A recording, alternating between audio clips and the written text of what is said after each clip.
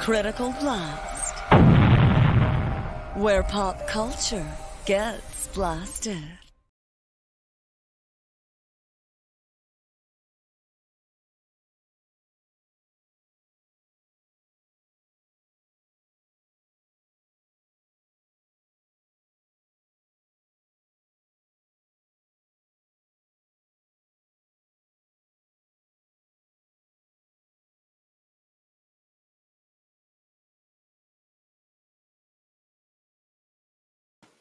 And good evening, everybody. I am RJ Carter, Senior Managing Editor here at criticalblast.com. And if you're wondering what this sandwich board thing is that I'm standing behind here, this is a sad wolf pup. He's been a very bad boy, and he's very, very sorry. And he is going to sit here and be puppy shamed for a while. So get used to seeing him. He might be there for a couple of days. We'll see how that works out.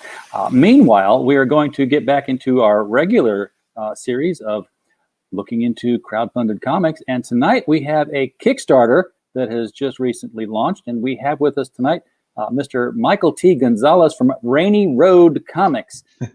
Yeah. I like to sit down on a rainy day and read my comics because there's nowhere to go. But this is Dangerous When Wet, Slick Curves, Rainy Road Comics. Yeah, you got to be careful. Yeah, so this is not your first comic book out though, because you've got your Neotheric shirt on, and that was a very, very cool Dinosaurs from Space series that you did. Yeah, thank you. That's it right there, in the background right there. Yeah, that was the first time we met. You came in and brought that to us here. Yeah, I still got like 90 copies of that. So that was on Amazon, right? Yeah, it's still on Amazon. You can pick it up on Amazon, or you can get it straight from me if you want. Or, I mean, the original idea was hopefully when these Comic Cons come back that I want to go to some cons, have some books, and sell them there.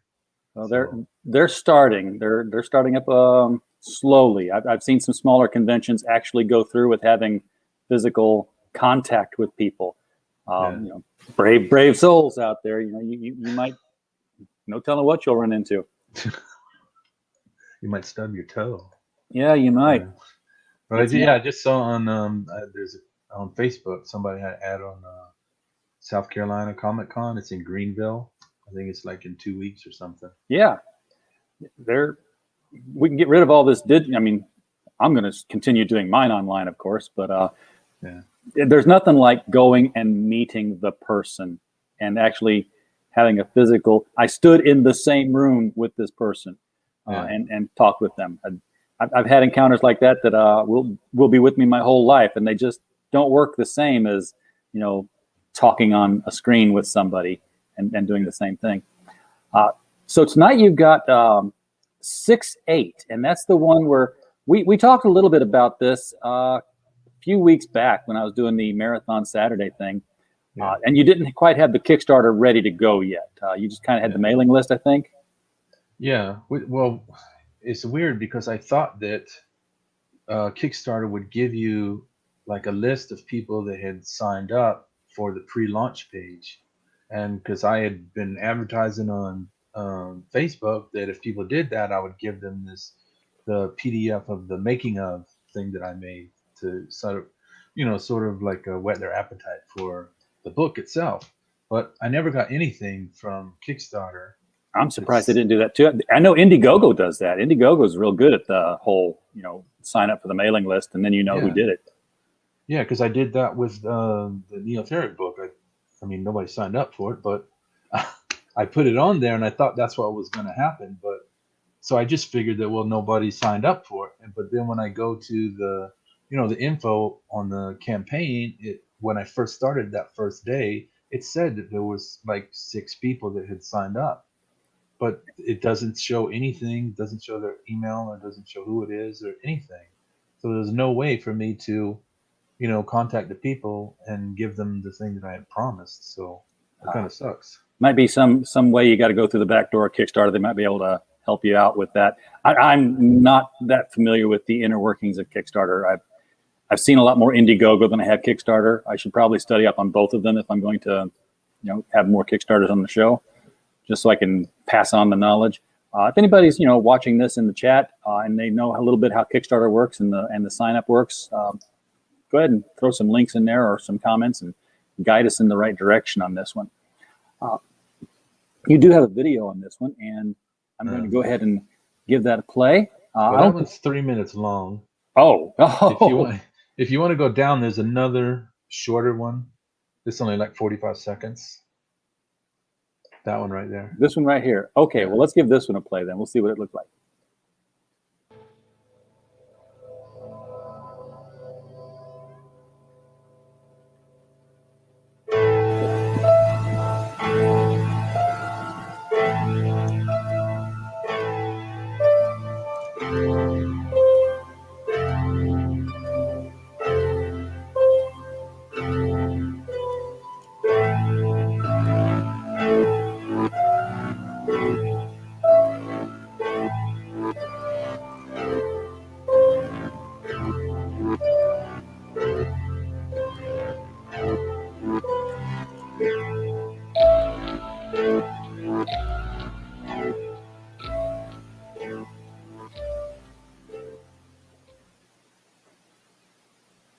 Well, now I want to know, what is that? Because everybody's seeing something. I'm like, I don't know. I can't see it. What is that thing? Obviously, this is going to be a horror book of some variety, right? Yes, it's a supernatural horror, kind of like in the same vein as The Crow, where it's basically a story of someone who revenge from beyond the grave. Although it's a little bit more than just revenge. Yeah. So. Yeah. And are you the artist on this one, Michael? No, I can't draw for shit. Yeah, me neither. That's the artist is Alan Burns. I think he's in Canada, but I haven't spoken to him since we finished this book. This book was finished like 5 years ago, and I put it up on Comixology and Comic House and a couple other sites. But the purpose of this Kickstarter is to finally have like a print version of it, and also to hopefully build like a fan base that will support the future chapters going forward. Okay, so it's not done yet then. I mean, or is it done, but there's more in this world that could happen? Yeah, I mean, originally this was intended to be a one-shot book, a self-contained story. But when the artist was doing the original book, I just started thinking about, is there anything else that I could tell with these characters, and what would be the consequences of all the stuff that happened, and would there be an interesting story to tell? And so I came up with some ideas that would follow the characters throughout their lives and see how this affected them throughout their lives. And so the next chapter is going to be, most likely it's going to be 4 issues. I've already written I actually already wrote the second chapter as an 8-issue miniseries. But after I put this up, I went back and I looked at it, and what I decided to do was break it up into 2 parts. So that original 8 issues is going to go into a chapter 2 and then a chapter 3. And the chapter 2 will most likely be 4 issues.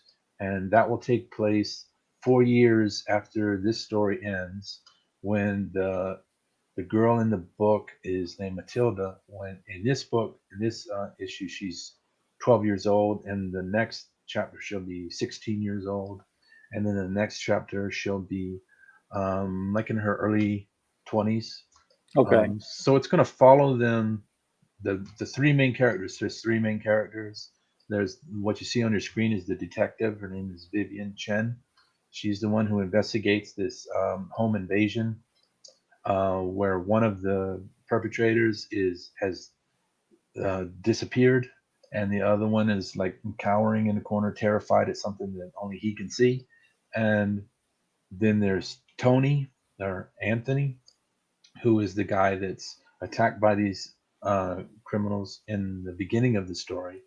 And then there's his daughter, Matilda, when the 2 criminals come to their apartment. So the story is it's a non-linear story. It basically goes from one person's perspective to another. and it jumps around in time. And I, I did that because it to kind of accentuate the tension and to reveal certain plot points at certain times.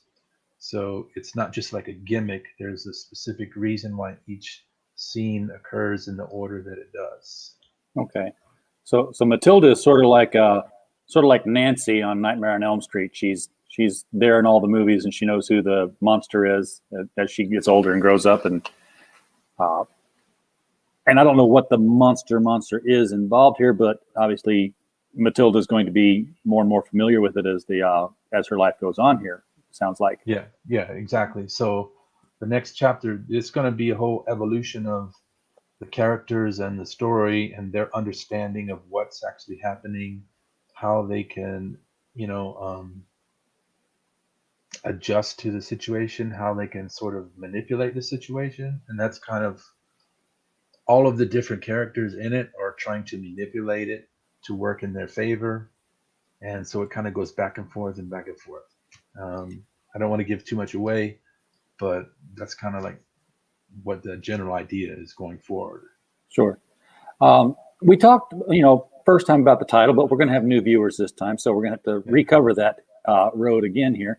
It's 6:8, and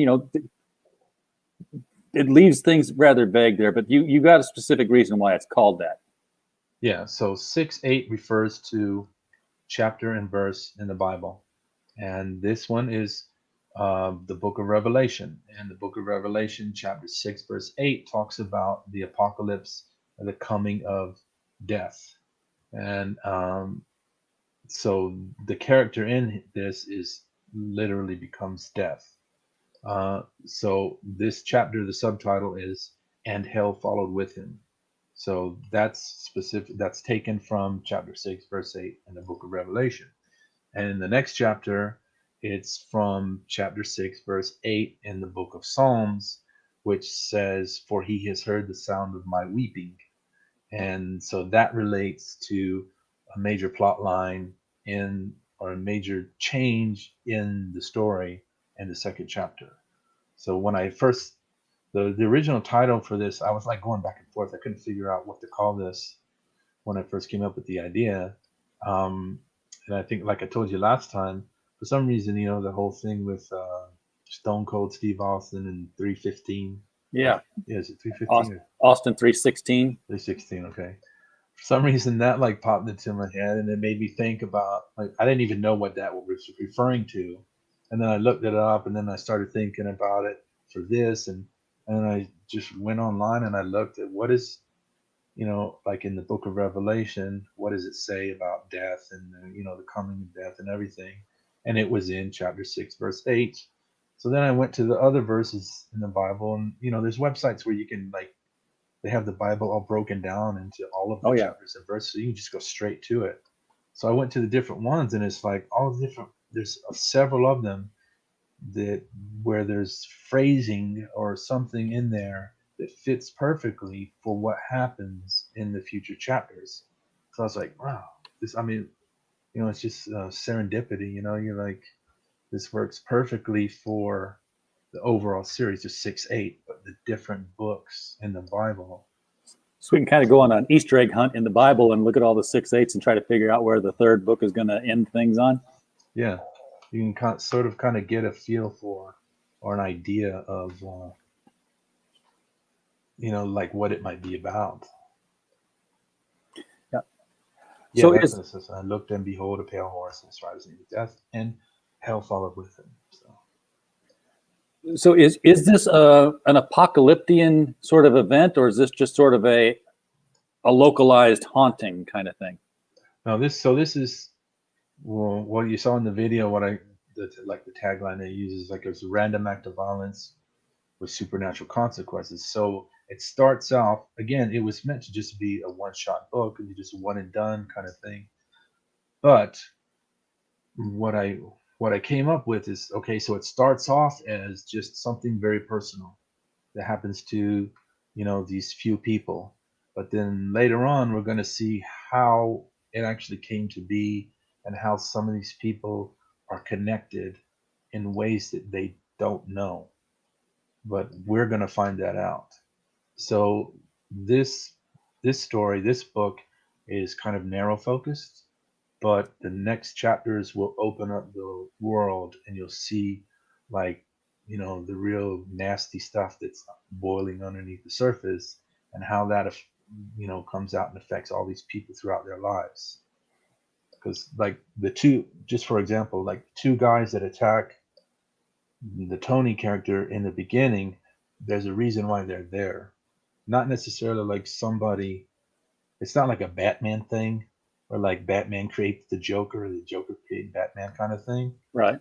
But there's a reason why they were there, and it's connected in a broad sense to the underlying story about what's happening in this city and this town and to these people.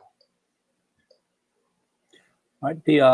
Your artist has a very indie style to him. I mean, it reminds me a lot of like Dave McKean pencil sketches that he used to do. Yeah. There was somebody else that was kind of reminding me of, but I can't recall his name. Eddie Barrows, maybe. But well, the artist himself, he told me that he was kind of inspired by Ben Templesmith.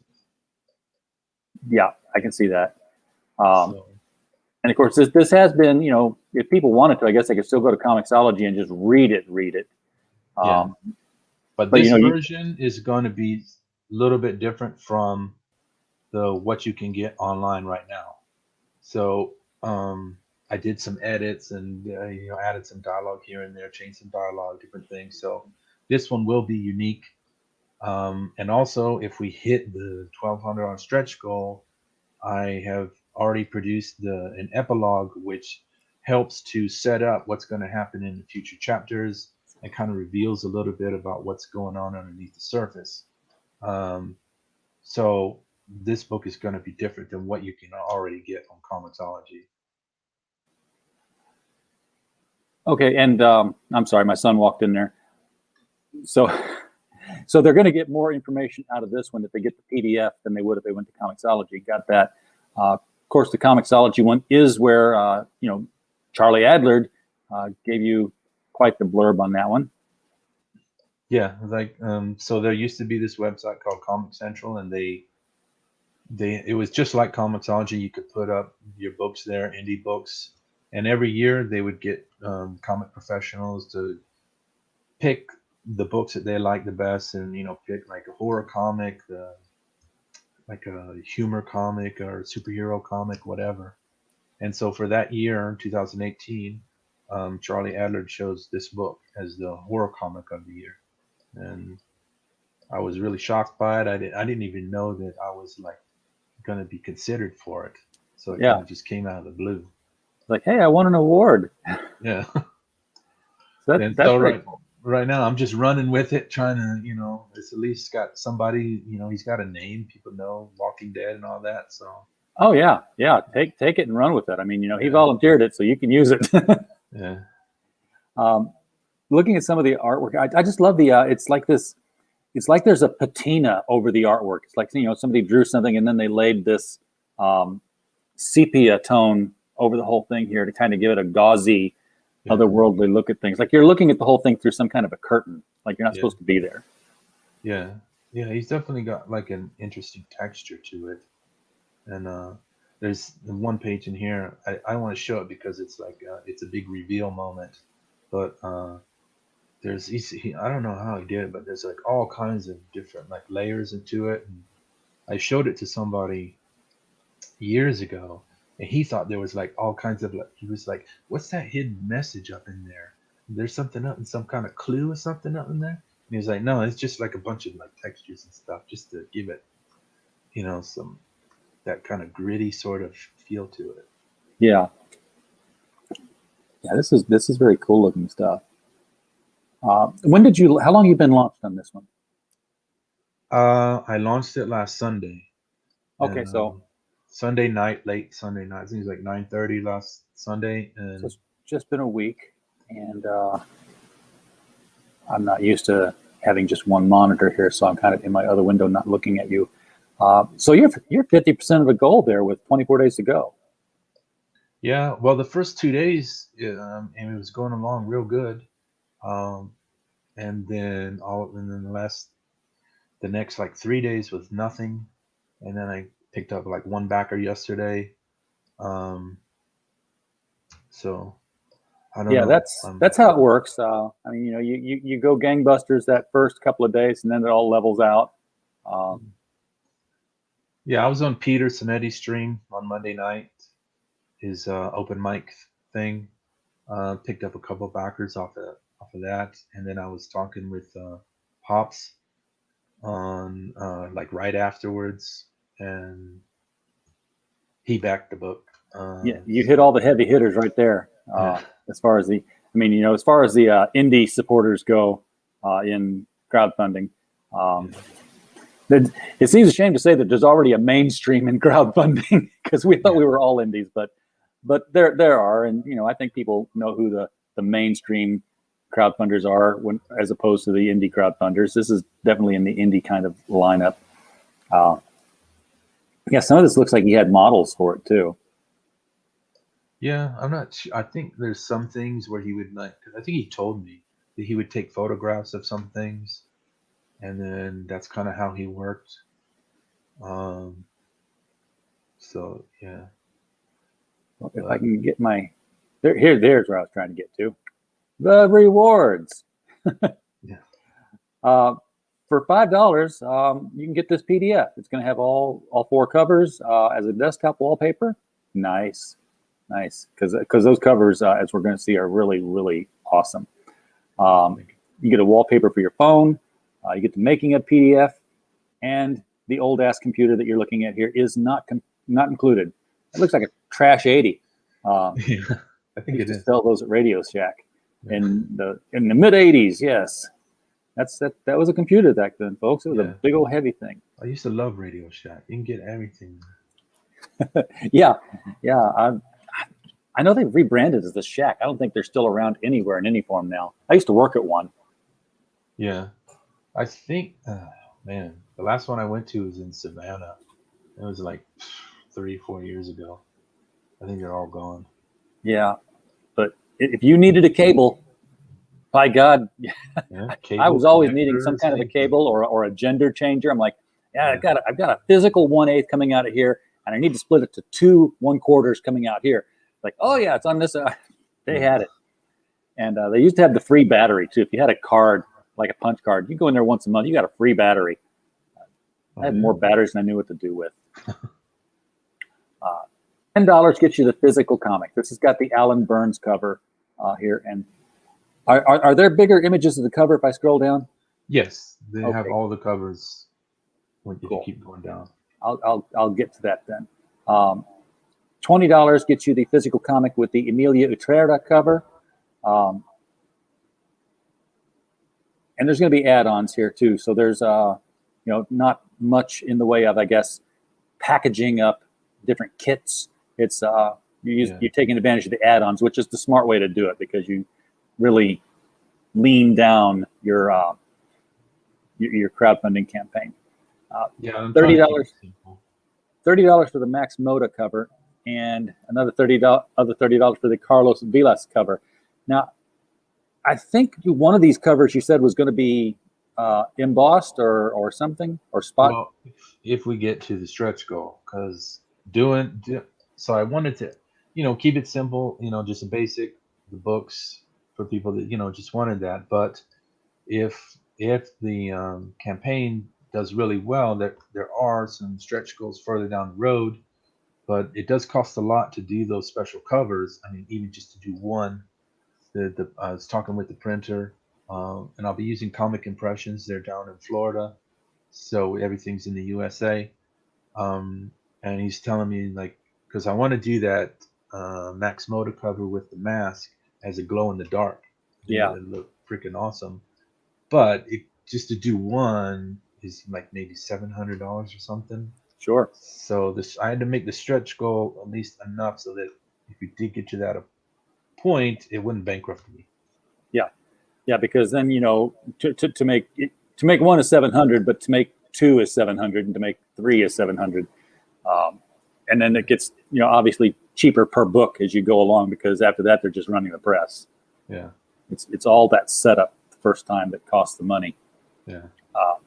And then you got the $100 Superfan Collection, which is the only real kit that you've got as a tier. And that's where you get all 4 books, the PDF, a metal bookmark. Is that coming from Phoenix?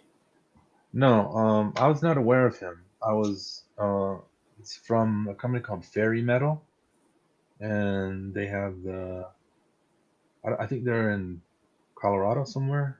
Okay. This is just a sample. The final version won't look exactly like this. It'll be a little different. Yeah, I wasn't aware of Phoenix. I know he's been doing a lot of the metal prints, so he's been getting around, like sort of like Preston Acevedo's been getting around with his covers, and Eric Weathers gets around with the lettering. I see metal prints, I think of Phoenix Animation. Yeah. So they're doing a metal bookmark. I guess doing the metal trading card set as well. Yes, the trading card set, the bookmark, and then there's that JC Grande print. That'll be like comic size print. Okay. That'll be metal as well. All right, and then you get the wrecked PDF. What's the wrecked PDF? That's another. It's just a short story. It's a horror story. 14 pages. It's like Fast and the Furious meets Friday the 13th or something. So. Oh, cool. It's kind of like I figured I'd just throw that in there, some extra little thing that I haven't printed it before. It's never been on any other, I haven't put it on Comixology or anything. So here are those covers. This is the standard cover. Very, very, very Exorcist looking here. I mean, you got the guy in the background and the shadow being cast. If you've ever seen that Exorcist movie poster with the priest under the spotlight, or under the streetlight rather. Yeah.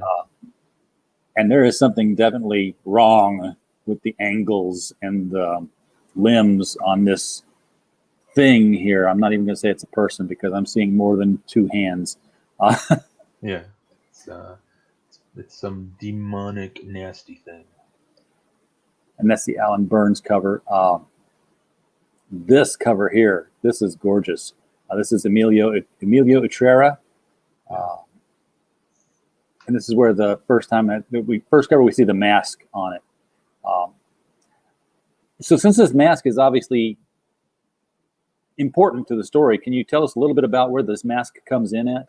Because we see it all over the place on the covers. Yeah, so basically the mask is a totem, spiritual totem that the devil gives to this character to allow him to travel between the afterlife and our normal real life.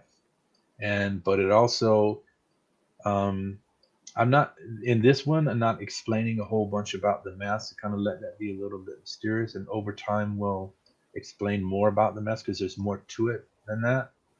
But basically that's what it is. It allows him to go, it's the devil giving him a new face that allows him to go between afterlife and real world. Okay. And then this is, again, that mask. It's on this time, and it's broken this time. We saw the mask in that last shot there. It was smooth and fully formed, and now we've got cracks in it. Yeah, so again, this is not, you're not going to see it like this in this book. This doesn't happen yet, but I wanted to get this design set down right now. And it also, I wanted to show people that there's a plan. There's a future plan for this. And there's a course that has been mapped out. So this story is going somewhere. It's more than just what you see right now. That if you back this, you like this project, there can be a lot more to the story. And so this is something that you're going to see probably not until chapter 3. Okay. And we've got the cover here by Carlos Vilas. That's also the broken mask version here, but more than just the broken mask, the guy's eyes are still behind the mask, and they're not on his head anymore. This is some messed up stuff. Yeah. So again, this is like another kind of like Easter egg that gives you a hint about some things that were gonna be revealed in the future.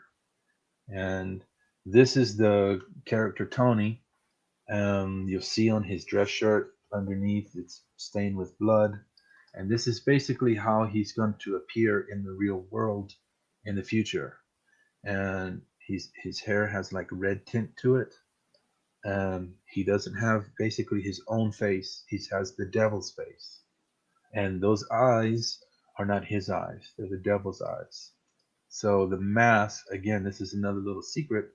The mask, so spoiler alert, Okay. the mask allows the devil to see into the real world. It's also the devil's way of going into the real world.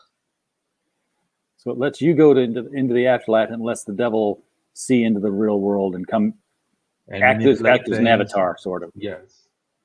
A telepresence. And you see he's got this briefcase and it's glowing because that's how he harvests the souls. Oh, okay. So the soul souls are inside there. So it's kind of like if I'm sure most people see Pulp Fiction, and people have, guessed or theorized what was in the briefcase, and some theory is this, it's like one of the character's soul or something. So it's also from Twin Peaks. That if you're a little bit familiar with Twin Peaks, the character Bob, the whole thing is like he basically takes people's pain and he gives that back to the devil, and the devil calls it his garmonbosia, and he eats it. It's Twin Peaks is weird, but it's kind of touching on kind of like a lot of these ideas and putting them in this story and in this character. And this version, in the way he looks here, I refer to him as Salary Man. So he looks like when I write the script and everything, this is how I write it. So he doesn't have his own eyes or his own face. It's been replaced by the devil. Okay. I see he's still wearing a wedding ring. Yeah. So he's married. So he's married. He's got a wife. Her name is Maggie, and she's in the apartment when the two criminals break in. And but there's a whole story, a plot line. Again, there's more to what you see in this first book that's gonna affect what happens later on. So again, I don't want to tell too much, but all these little details, God is in the details, Yeah, it's hard to hype up a book and then not tell everybody everything that's going on in the book. Yeah. So I don't want to ruin it for everybody.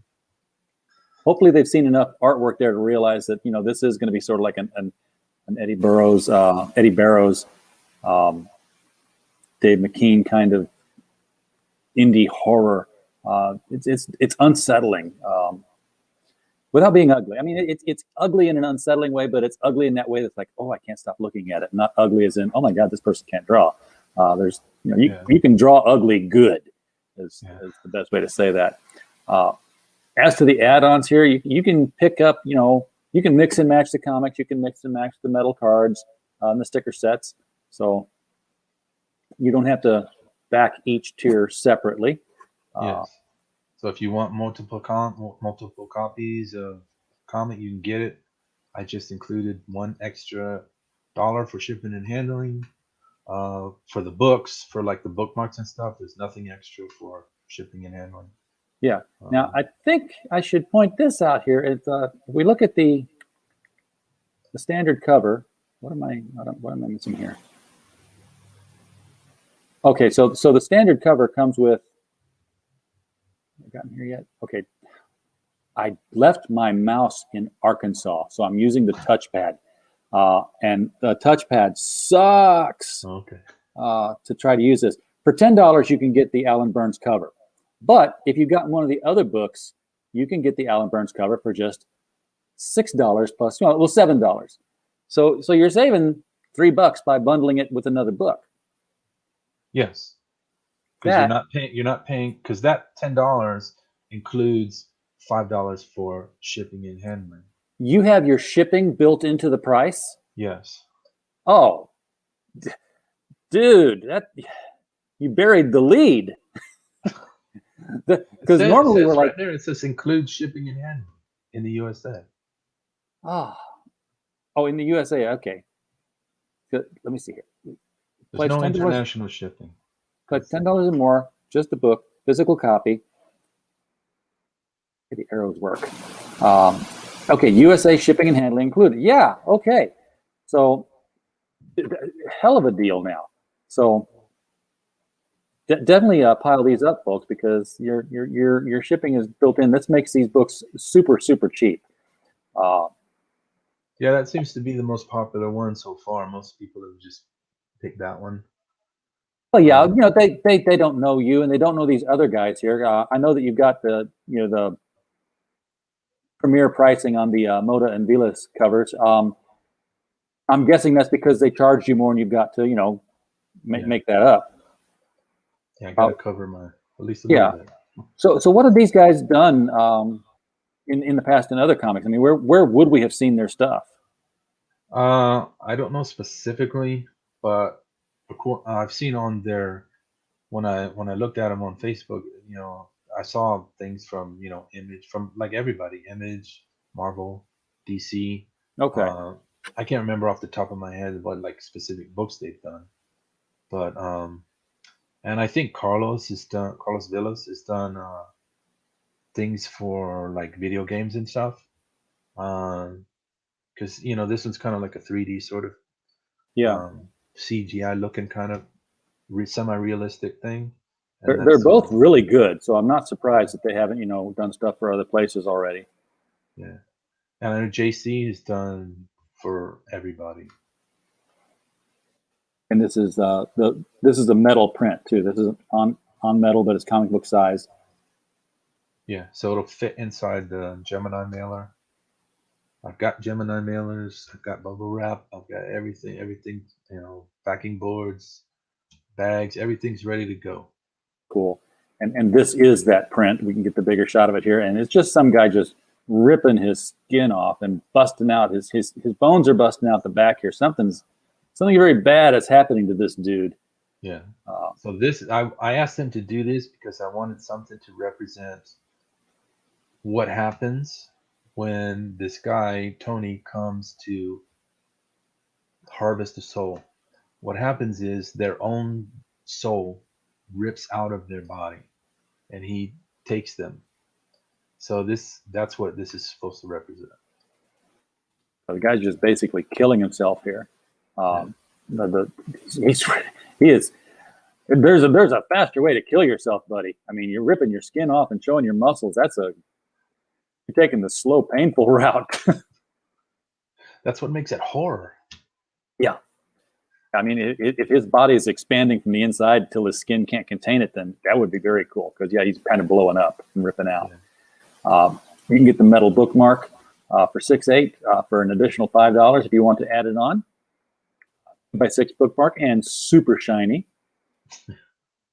I mean, I think they look awesome. Like especially the red color just pops out like crazy. I was really surprised how good it looks. We did some. I've seen metal printing in the past, and it was always like you had to hold it in the light to a certain direction. Oh, look, there's a picture etched in there.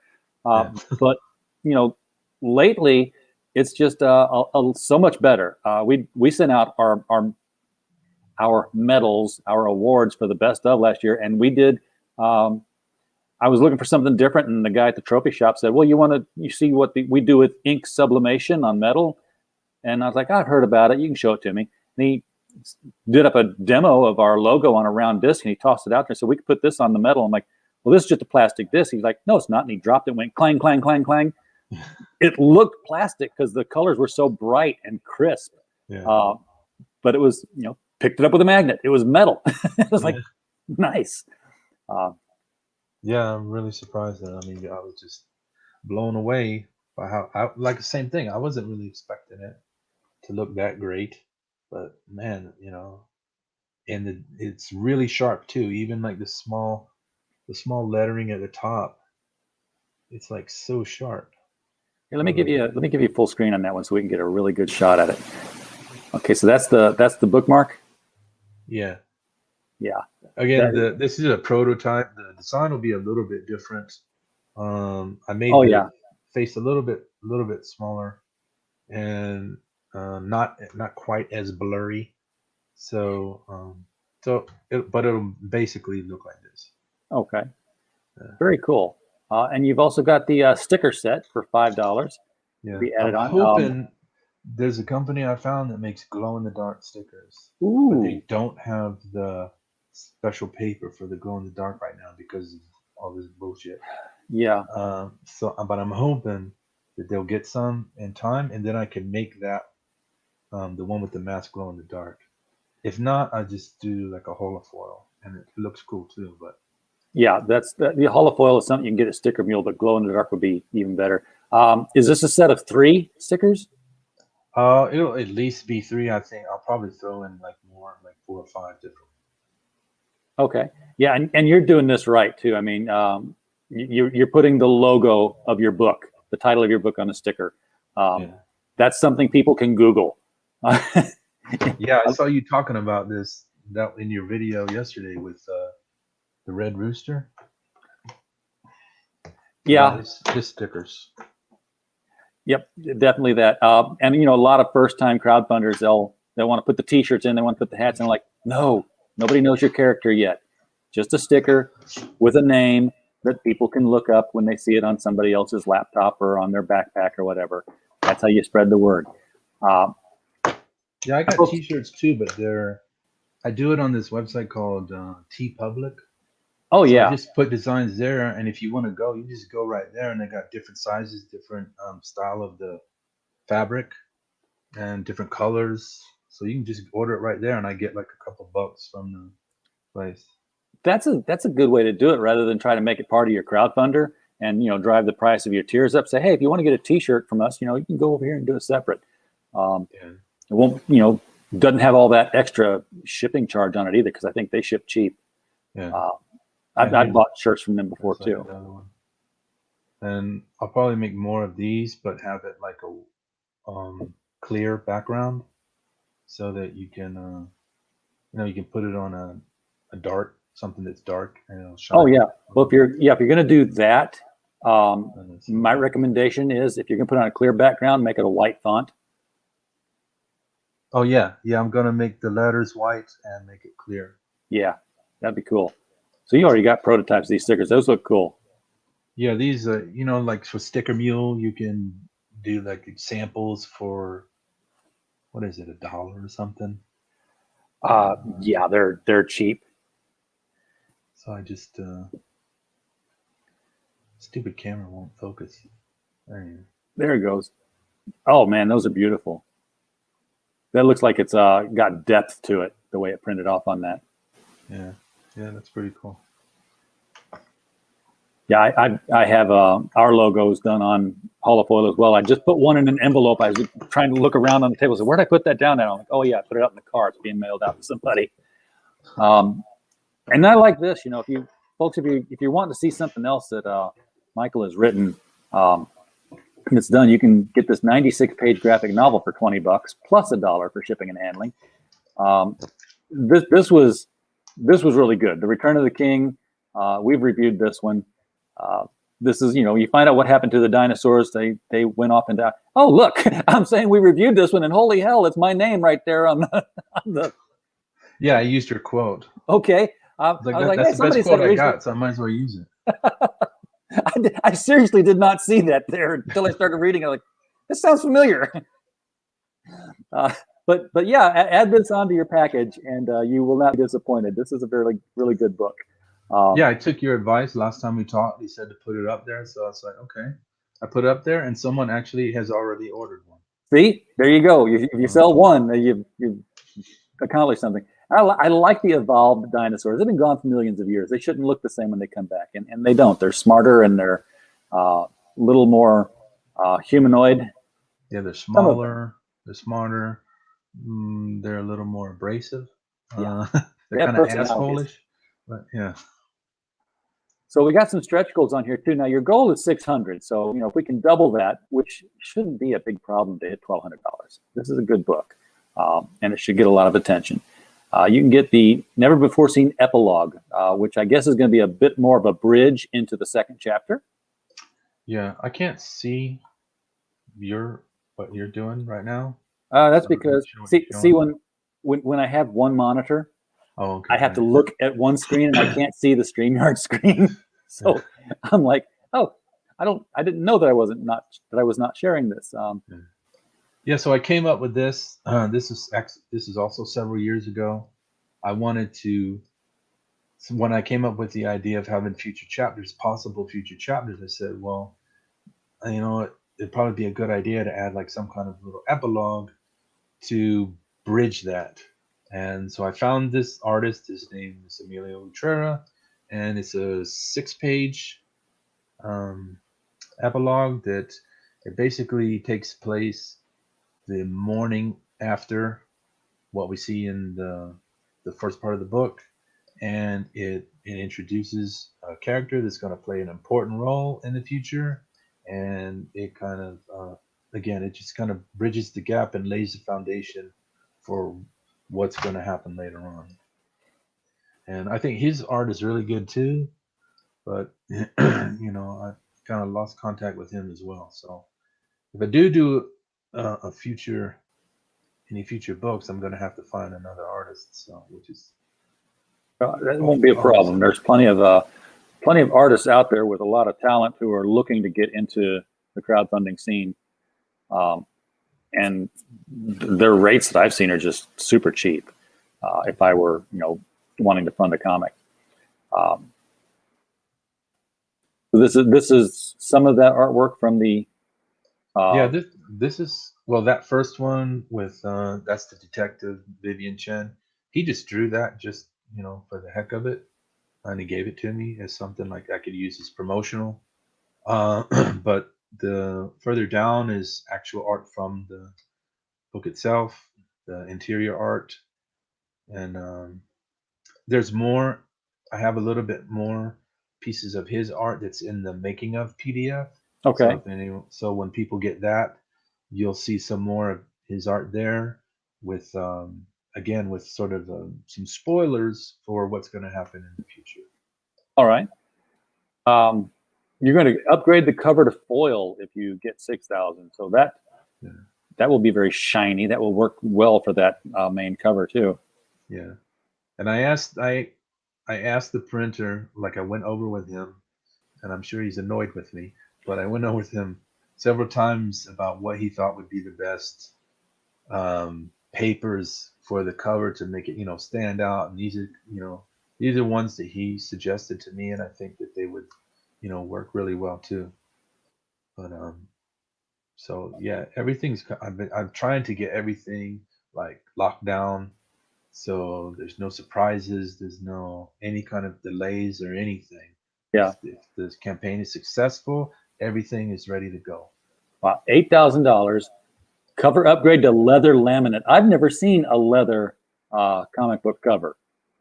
Yeah, it won't be actually like feel leather, but it just has like the appearance of like leather. Okay. And I thought it would look really cool for that cover because it kind of looks like some kind of something you would see on an old leathery book.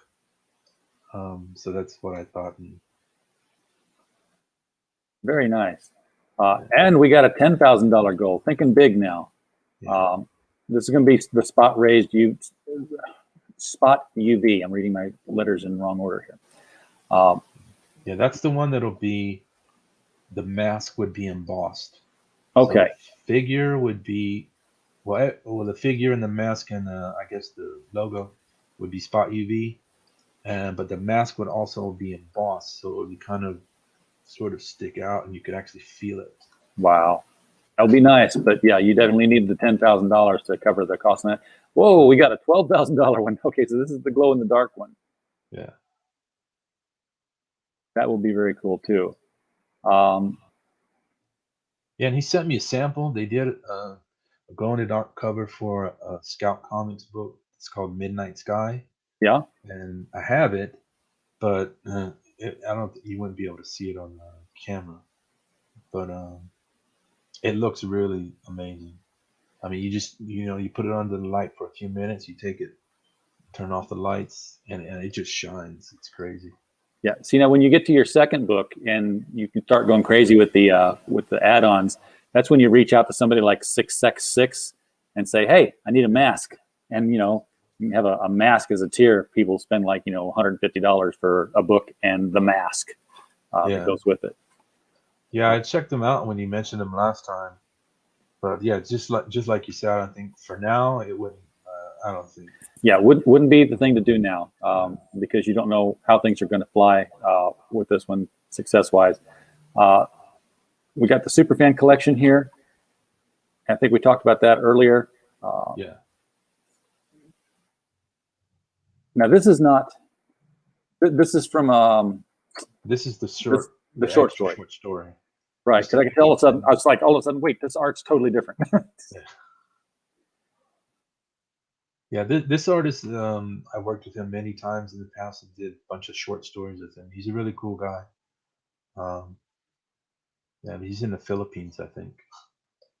Heroenberg has found Emilio Ultrera and where he's hiding. So he's in Argentina, and he has a Twitter stream. So if you do want to reach back out to him for another book, there he is.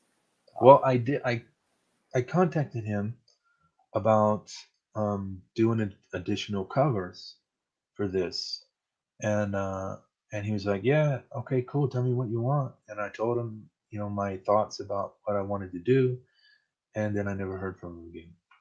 Yeah, he's probably busy drawing it.